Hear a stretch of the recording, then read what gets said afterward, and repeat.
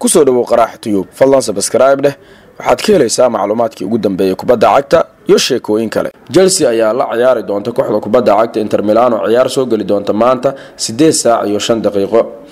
Chelsea ayaa la ciyaari doonta kooxda kubadda cagta Inter Milan ciyaar soo gali doonta caawa 3 saac iyo 5 daqiiqo.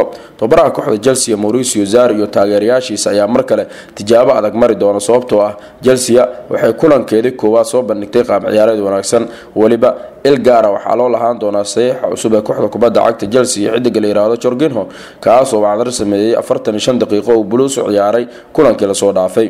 Ciyaartan iyana waxay ka mid tahay ciyaaraha tartanka International Champions Cup.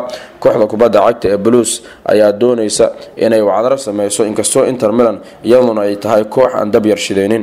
Blues waa mid ka mid ah kooxaha isbedelka galay maadaama tababaro cusub loo dhiibay. Tababarahoodan wuxuu isticmaalayaa shaxda 4-3-3 islamada Mareykanka ee labada kooxood joogan waxayna isku diyaarinayaan kulan muhiim ah. Blues waxaa laga yaabaa Bulka, Zabacosta, David Luiz, Ambado, Alonso, Fabregas, Jorginho iyo Bagley iyo xidiga la yiraahdo Morata inay kusoo gasho. Qaybta hoose ee faallada ama commentiga ayaad kaga dhiiban kartaa saadaashaada. Fadlan subscribe dheh channelkeena Qaraax Tube. waad ku mahadsantahay daawashada videogan. Fadlan ha ilaawin like iyo share kadibna inaad daado subscribe. mahadsanid.